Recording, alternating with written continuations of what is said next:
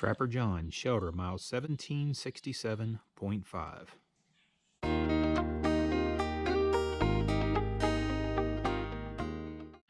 Good morning, everybody. Sometimes in the world of trail magic, it means that your opening monologue footage mysteriously disappears off of your SD card. Sadly, that's the reality of video and vlogging.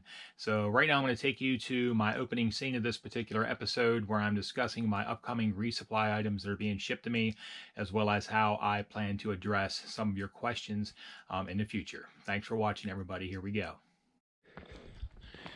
Regarding my resupply boxes, I think it's important to mention, when I first came back out in May, I'd packed up about a dozen resupply boxes just in case I had any trouble purchasing any food along the way due to COVID. I really don't speak about that hardly at all, but I think it's important to know that I was prepared for that. You know, multiple ways of covering my face. When I came back out, I have my buff, a bandana. I'd even carried a surgical mask for a time until I realized that, you know, almost every member of the public was, you know, wearing something, you know, comparable.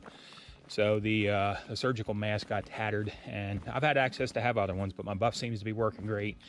Again, I have a bandana, and I've been able to go in stores, purchase food, and from state to state, the regulations vary slightly as far as mask regulations and also dining regulations. And the entire class of 2020, without a doubt, every time when a shuttle pulls up to pick us up, or we even touch the door handle of any store, even when I was back in Hanover, the entire town required, when you're even open air in public, to wear a mask. So we are following the rules out here, and without question. It's part of the territory. It's, you know, I mentioned earlier, we all have to learn to live our lives again, and that's exactly what we're doing. So I do have a resupply box coming in because I had all that food packed up and it needs to be used. It contains some unique things that are not really easily accessible out here on the trail. So I have another one of those coming, and plan on stopping by the Notch Hostel there in North Woodstock. Also spent some time last evening ordering another pair of shoes. My, believe it or not, these are only, I believe, 6 weeks old. These are my Ultra 4.5s, Lone Peak 4.5s, and you can see they're already destroyed. They're notorious for the toe peel. They're very comfortable shoes. But one very important detail is I have no tread on the bottom of my shoes anymore. Obviously, that is unacceptable in New Hampshire, and I like to get every mile I can out of my gear. I'm really thrifty with that kind of stuff, but there is a point in time where you can't allow thrifty to become dangerous. So I have another pair of Ultras on the way to the same location. Hopefully I will have them on Monday, and that'll be right when I'm getting ready to get into excuse me, the meat and potatoes of New Hampshire. So today I am pushing north, and I'm headed towards Smarts Mountain, and there's supposedly going to be a great view up there, and I hope the weather clears up a little bit. It's been kind of dreary here since yesterday. Had some rain yesterday, but yeah, I'm gonna try to get as many miles as I can in today. I don't see any major threats in the way as far as the 4,000 foot plus mountains that is going to be stacked up like dominoes here coming up real soon. So I'm going to get as far as I can today before I hit those big 4,000 plus footers and my miles begin to be reduced drastically. So glad everybody is walking with me.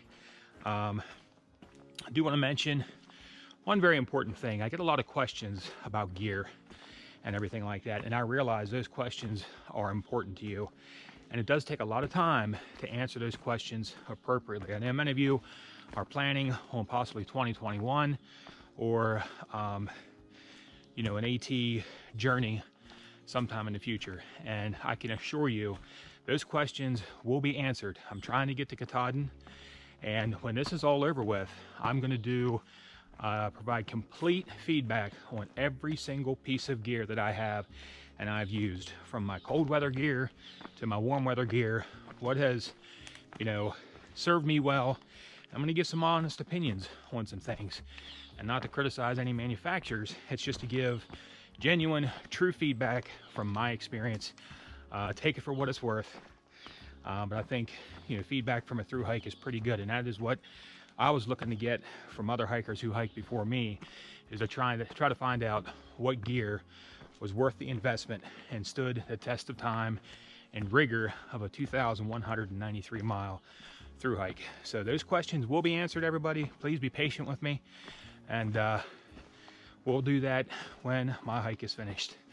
Enough talk here already this morning. You can tell my coffee is hitting me already. Push it north, everybody. Day 2 in New Hampshire. State number 13 of 14. I can't believe I'm here.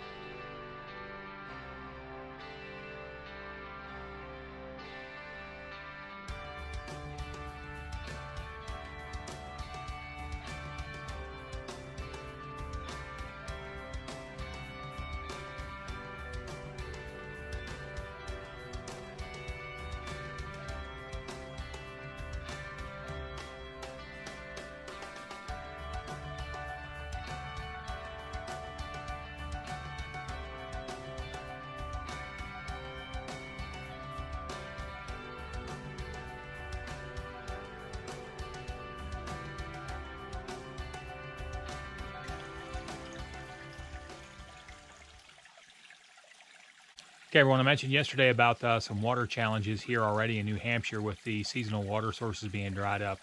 Apparently, this source right here is going to be my last source of water for the next 10.5 miles. And I definitely have one climb over 3,000 foot that I need to make, and possibly a second one close to 3,000 feet. So I'm going to go ahead and take some time to camel up, which means drink as much water as I can here to source. And I'm going to carry 2 full liters you know, through this run that's going to be 10.5 miles. And if it was hot weather, I would even carry more than that. But it's 60 couple degrees here this morning, and I'm feeling pretty good and cool. So I'm only going to take 2 liters, and we'll see what happens along the way.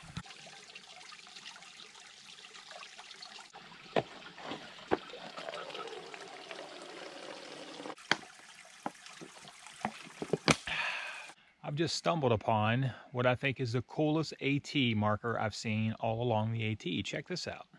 This appears to be possibly a granite marker with the AT symbol with 412 miles notated on it. Now this is me heading Nobo, or northbound. And on the other side, 1,730 miles, that would be to Springer Mountain, Georgia, marking for the Sobos. This is pretty awesome. Kind of curious if I'll see some more of these along the way.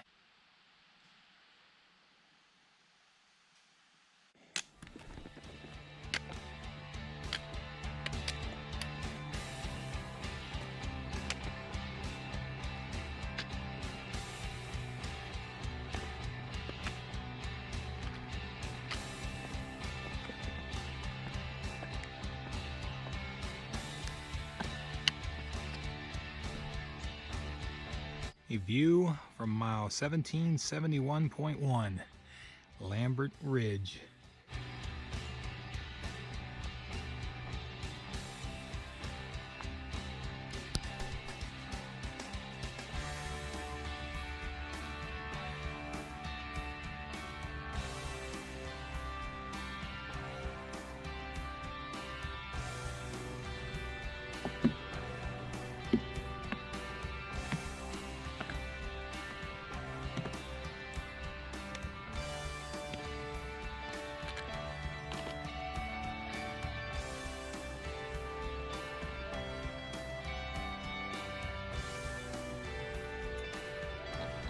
Smarts Mountain Observation Tower, mile 1774.2. Let's take a look.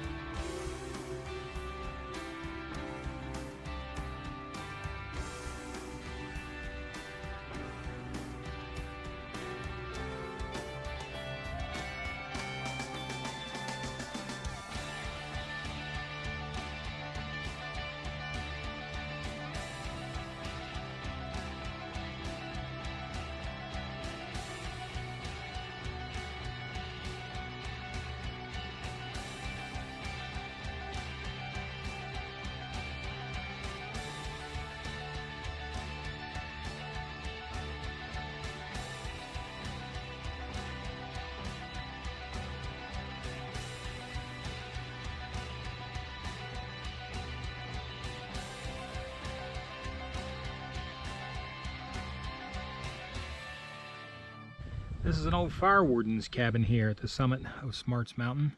It's now being used as an AT shelter. Let's take a look inside. Plenty of room in here. You could probably sleep 8 to 10 hikers in here.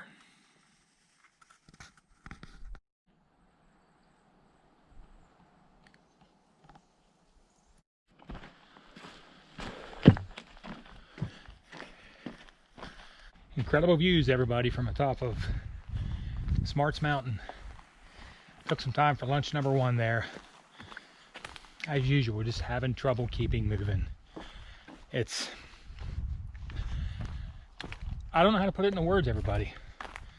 This trail is so beautiful. I had 2 section hikers ask me yesterday what was my least favorite state. I have none.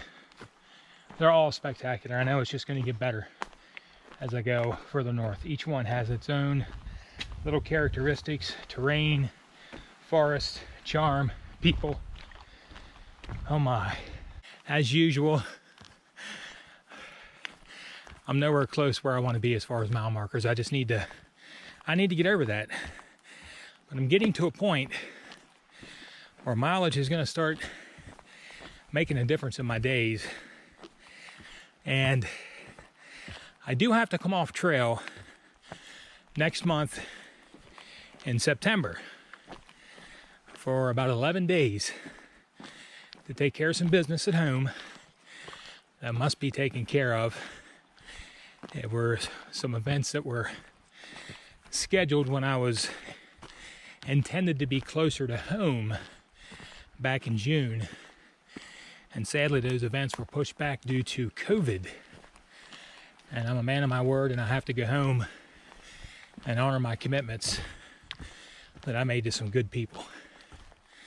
So time is becoming of the essence, as although I'm right at the end of August right now, up north inclement weather can happen at any time, and I don't want to push my luck, so I need to do my best to keep moving, but I want to enjoy this as well. I'm so grateful that I'm running this camera right now, that I can relive all of this and look back upon this incredible journey. So still no idea where I'm going to drop anchor later today, but I'm going to try to keep moving right along.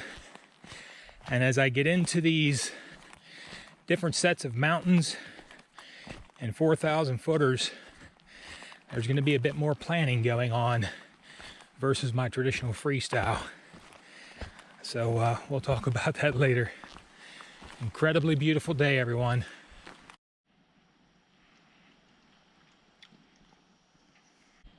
A view from Eastman Ledges, mile 1778.6.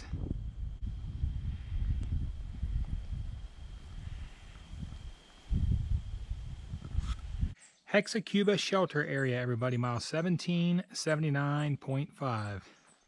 And no, your eyes are not deceiving you. This is a Hexacuba shelter. I'm not certain why they have the corner of this platform cut off, though.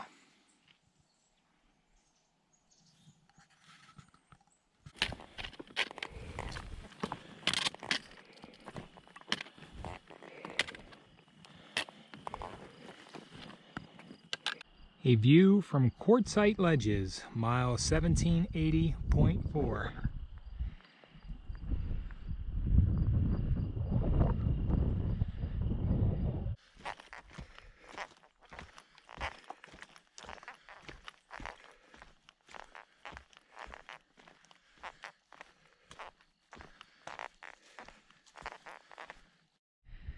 The northern peak of Mount Cube, mile 1781.2.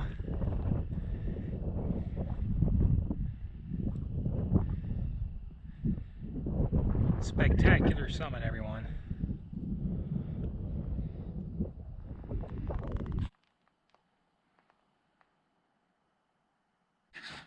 Okay, everybody, I'm going to be camping at mile 1783.9. That's going to give me 16.4 miles for the day. Pretty good day of hiking. I did have to earn a couple of those views today, which is fine with me because I know what's ahead of me.